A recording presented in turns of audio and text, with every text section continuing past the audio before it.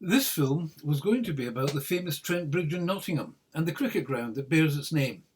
However, I found out there were about 130 bridges over the River Trent, so I thought I'd do a bit of research, and I did come up with some fascinating factoids. So, we will get to the cricket ground, I promise, eventually.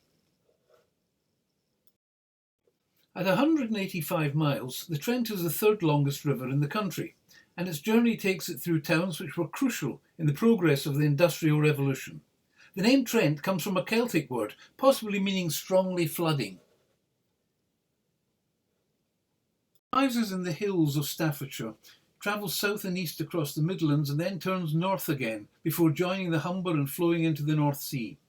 The course of the river has often been described as the boundary between the Midlands and the north of England. It passes through lovely countryside and places of great historic interest. The first of these is in Staffordshire, not far from Stafford, the county town.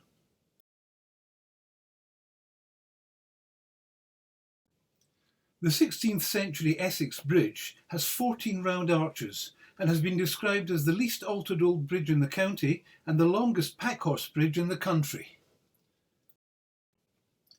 Nearby Shugborough Hall was purchased by the Anson family in 1624 and remained in the family until 1960, when it was given to the National Trust in lieu of death duties. Lord Lichfield lived here until his own death in 2005. The first sign of industry appears at the 6 towns known collectively as the Potteries, with Stoke-on-Trent being the main centre of local government. Hanley is the primary commercial centre, and the other 4 towns are Burslem, Tunstall, Longton and Fenton.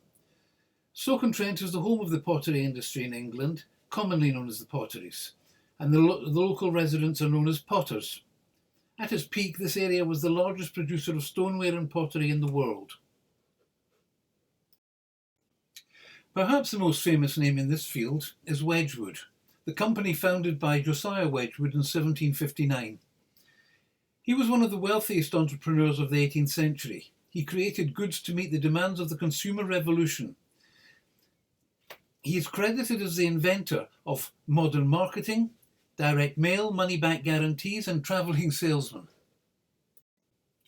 With increasing success, he moved to a new factory which he built on land that he owned. He called it Etruria, after the area of Italy where the Etruscans had settled. This civilization was noted for its fine earthenware. Wedgwood was also a political reformer, supporting universal male suffrage. He was also a prominent abolitionist fighting slavery.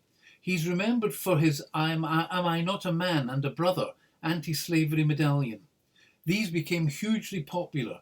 Benjamin Franklin suggested that the image was equal to that of the best written pamphlet. Women particularly used the image in bracelets, brooches and ornamental hairpins. In this way, they could show their anti-slavery opinions at a time when they were denied the vote. From Stoke, we moved downriver to another town which came to be associated with one particular and very important trade, brewing. In 1712, a man called George Hayne opened up the River Trent navigation, which led to navigation being possible from Burton to Nottingham. This led to development in Burton as a major town for brewing and exporting beer, as it allowed the Burton beer to be shipped to Hull and onto the Baltic Sea, as well as to London, where it was being sold in 1712. A number of breweries opened in the second half of the 18th century. And when the Burton brewers succeeded in replicating the pale ale produced in London, the advantage of the water qualities in Burton, in a process named Burtonisation, allowed the development of the trade of Burton India Pale Ale. This was an ale specially brewed to keep during the long sea voyage to India. New rail links to Liverpool enabled brewers to export their beer throughout the British Empire, and Burton came to dominate the brewing trade. At its height, a quarter of all beer sold in Britain was produced here. And by 1880, there were over 30 breweries in the town. Today, Burton is home to 8 breweries, and we have gone from this to this. Huge modern brewing factories turning out millions of gallons of beer. One of the side effects of the brewing industry is the production of excess yeast, and this led to the invention of this marvellous thing. Marmite, a sticky dark brown food paste with a distinctive powerful flavour that's very salty. The distinctive taste is represented in the marketing slogan, "Love it or hate it." Such is its prominence in British popular culture that the product's name is often used as a metaphor for something that is an acquired taste or tends to polarise an opinion. The image on the front of the jar shows a marmite, a French term for a large covered earthenware pot. Marmite was originally supplied in earthenware pots, but since the 1920s has been sold in glass jars.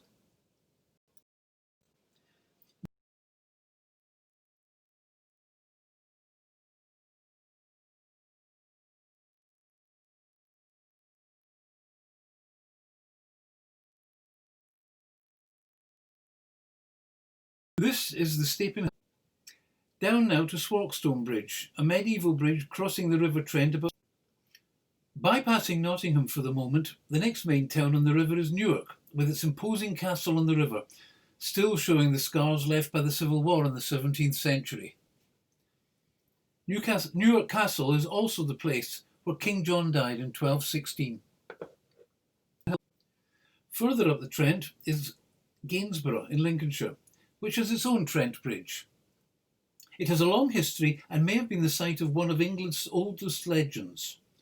Historically, Gainsborough was the capital that never was. Towards the end of 1013, the Danish king Sweyn Forkbeard, together with his son and heir Canute, arrived in Gainsborough. He defeated the Anglo-Saxon opposition and was declared King of England. He took up residence in Gainsborough, but died 5 weeks later. His son Canute established a base elsewhere. At this point, the River Trent has a tidal bore known as the Trent Eager. It is alleged that King Canute performed his purposely unsuccessful attempt to turn back the tide on the River Trent at Gainsborough. If this is the case, it's highly probable that he was attempting to turn the Eager tide. The Eager can be seen here on the right-hand picture. So now we'll retrace our steps to Nottingham and to what many people think is the only Trent Bridge. The first bridge is thought to have been constructed here in about 920. A second bridge in 1156 had more than 20 stone arches. This bridge was damaged by flood several times and the northern half was washed away in 1683. Although it was repaired, the foundations had become unsafe and a project to replace it was started in the 1860s. Ferry Bridge. Construction of the new bridge started in 1868 and was completed in 1871, and at this time they were able to take a photograph of the old and the new bridges together.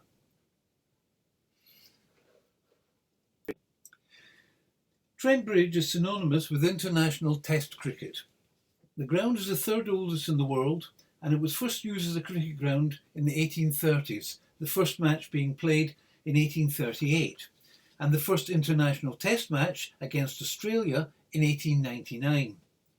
Towards the end of the 19th century, football was also played there, and the ground was used by both Notts County and Nottingham Forest. They both now have grounds nearby. There was also an international soccer match there, where England beat Ireland 6-0 in 1897. The man who first opened the ground was called William Clark. This was in 1841, and he was the husband of the proprietress of the Trent Bridge Inn, about which more anon. Trent Bridge is considered to be one of the very best grounds in the world to watch cricket, partly because of the way the various pavilions are situated. And international games, test matches and one-day internationals are played here with countries from every part of the world whenever they come to tourist the UK. Victorian. In one corner of the ground is the world-renowned Trent Bridge Inn, a popular watering hole for Forest, county and cricket supporters. It's a pub that attracts sport lovers from across the world and serves thousands of thirsty supporters on match days. There had been an inn on this site for about 400 years, but it was in the 1840s that the aforesaid William Clark brought the inn and cricket together. In the mid-1830s, he was one of the foremost cricketers of England, and he met a lady named Mary Chapman. She owned the Trent Bridge Inn, and Clark wooed and married her in 1837. By 1841, he had laid out a cricket square in the meadow attaching to the inn. In 1890, the original inn was replaced by a bigger building that stood behind it. And down the years, the management has changed hands. Richard Daft, one of the best batsmen of his day, ran the inn for a little while at the beginning of the 20th century. It eventually became owned by a brewery, and in 2011, the pub chain Wetherspoon invested £1.65 million for the refurbishment and reopening of the inn. And I can think of no better place to end this particular journey than with a pint in this famous old pub. Please join me again soon. Goodbye for now. Pedestrian bridge over the Trent. It's a semi-suspension bridge of which it is the first and only one of its kind in Europe. It was a gift to the town by the brewing magnate Michael Bass, later Lord Burton.